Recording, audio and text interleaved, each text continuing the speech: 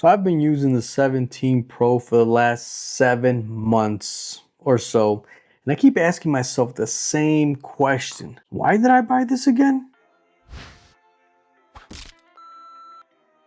Hi there, I'm Danny, your friendly tech amigo. Welcome back to the channel.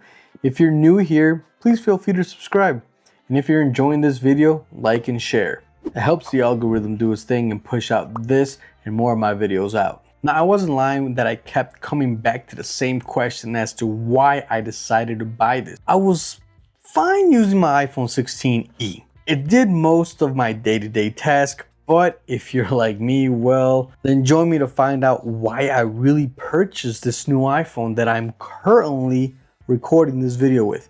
Spoiler, the cameras was one of the main reasons why I did end up getting this. Now let's get this straight. There is not much difference between the 16 Pro model compared to the 17 Pro model, other than that the 17 Pro model is way more fragile. More on that later in the video. Well, that's what a non-techie person would say, but under the hood, there's a lot of difference. Well, let's start off with the externals, the looks.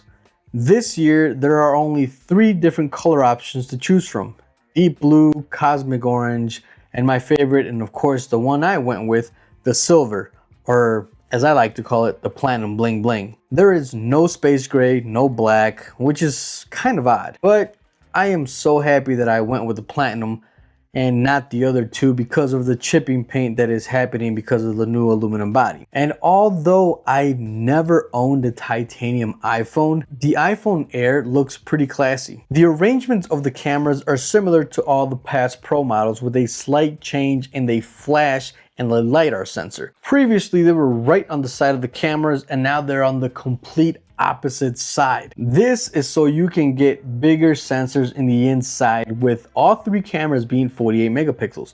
More on that in a minute. Other than that, everything else stayed practically the same. You have your action button, your volume up, volume down, as well as the camera button, which I usually only use to open the camera app. Plus, it's like out of position and I can't really reach it when I'm holding the phone horizontal. Comment if you have the same issue or it's just my tiny small hands. But let's go further and not bore you so much. I don't really play games too often on mobile devices, but once in a while I do. Now that I got the cooling chamber on here, this does help prevent the overheating, but I am more interested in long recordings from time to time, and this is the main reason why I did purchase this iPhone 17 Pro. Now my son is growing up and I want to capture all those beautiful moments, and what better device than the one you have with you at all times. Whether it's pictures to long form videos, this is the main reason why I decided to go with this device. Will I be using the 4K 120 FPS with log? Probably not. But will I be using the 4K 60 to 120? Yeah, I know that a lot of social media platforms do not support this and they do kind of crunch it up, but who is to say that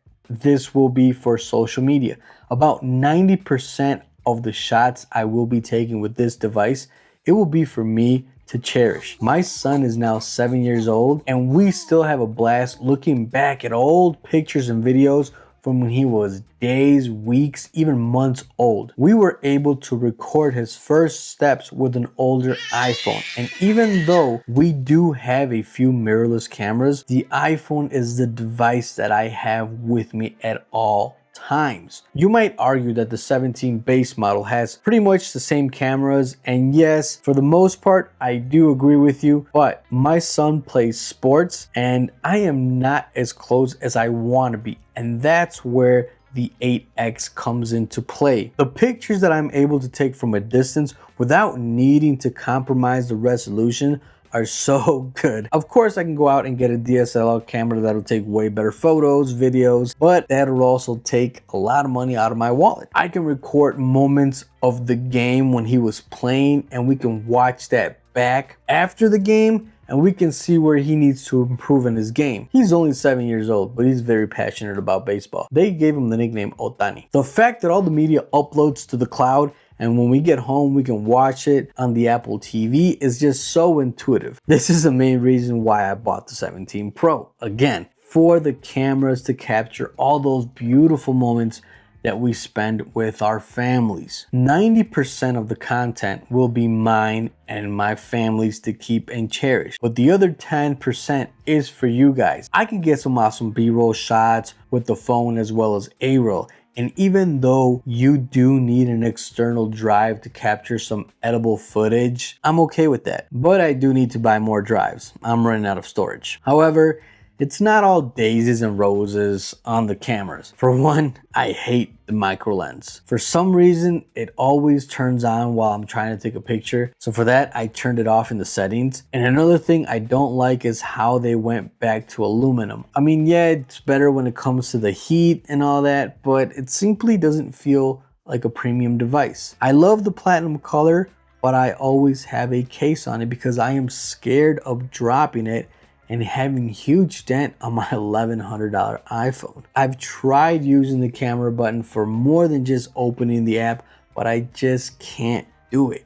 I keep going back to the on-screen option to take and record videos. I do like it to open the camera app. That's pretty cool, but there are plenty of other ways to open a camera app. And I think that the one thing I hate the most is the change of the speaker on the bottom of the phone. Let me explain. You see, I always hold my phone with the camera sitting on my left hand, like this. If you don't hold it this way, comment in the comments why not. But the microphone used to be on the top right corner, so my hand wouldn't block the speaker. But this speaker is on the bottom right side. So guess what?